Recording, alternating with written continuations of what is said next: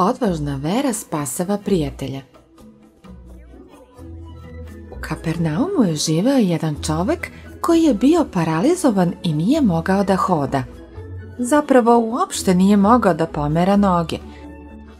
Kada je pokušao da mrda prstima, nije mogao, a kada je pokušao da savije koleno, nije uspeo. Kakav bi bio tvoj život da ne možeš da pomeraš noge?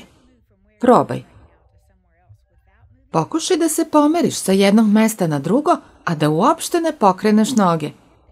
Ako bi poželeo negde da odeš, kako bi stigao tamo? Ako bi ogladneo, kako bi dobio hranu? Nije lako, zar ne? Ali ovaj čovek je imao neke zaista posebne prijatelje. Mnogo su ga voleli i želeli su da mu pomognu, jer on sam sebi nije mogao pomoći. Prijatelji su čuli za Isusa.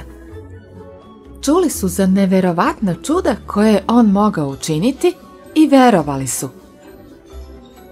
Rekli su, hajde da odvedemo našeg prijatelja Isusu. On može da ga izleči. Tako su četvorica čovekovih prijatelja podigli prostirku na kojoj je njihov prijatelj ležao i krenuli da pronađu Isusa. A Božja sila je bila sa Isusom da bi lečio. Kada su stigli do mesta gde je Isus poučavao, gužva je bila prevelika. Nisu mogli da prođu kroz gomilu do Isusa. Šta su mogli da urade? Misliš li da su prijatelji samo slegnuli ramenima i rekli, pa, pokušali smo, šteta što nismo uspeli, preteško je. Ne! Čak i kada su stvari izgledale beznadežno, voleli su svog prijatelja i nastavili su da traže način da ga dovedu do Isusa. Razmišljali su da ga odvedu na zadnja vrata, ali ni do njih nisu uspeli da dođu. Nisu uspeli doći ni do prozora, jer su ljudi bili tamo i slušali Isusa. Tražili su način da ga dovedu do Isusa. Setili su se krova. Zato su požurili i našli stepenice do krova. Slušali su zvuk Isusovog glasa sve dok nisu našli tačno gde je on sedeo ispod njih.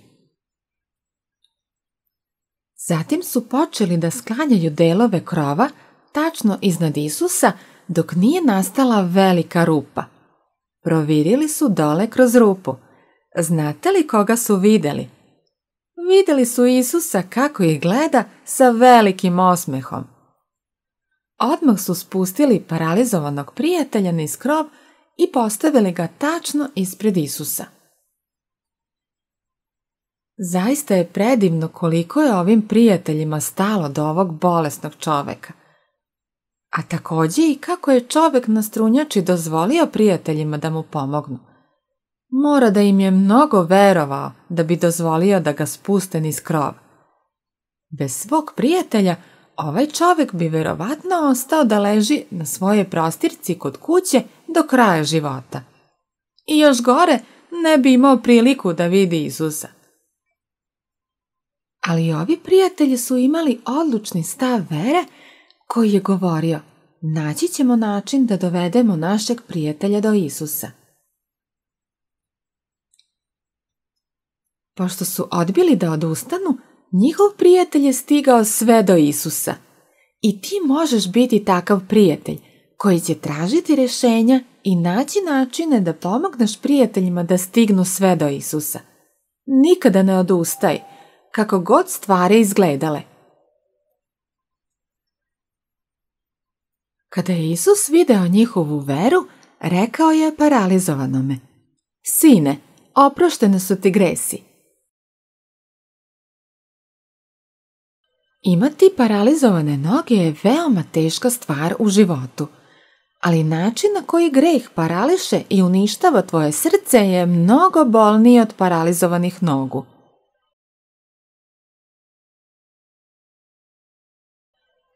A tamo su bili neki književnici koji su sedeli i razmišljali u svojim srcima.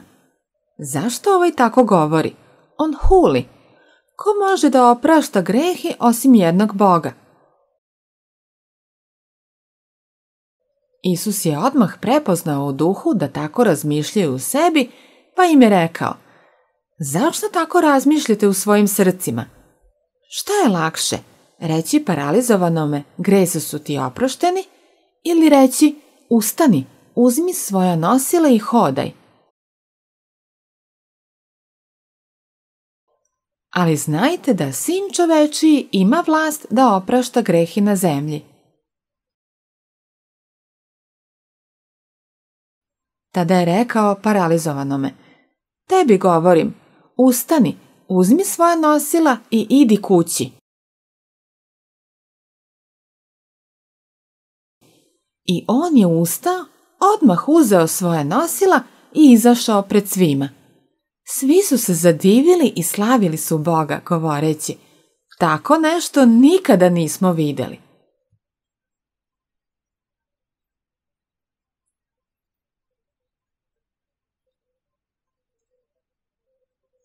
Isus je ovdje pokazao da postoji još veće čudo. To čudo je promjena života.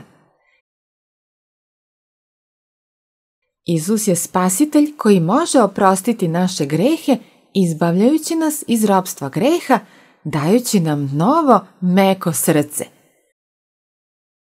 Gde je bio gnev, on može dati ljubav i mir.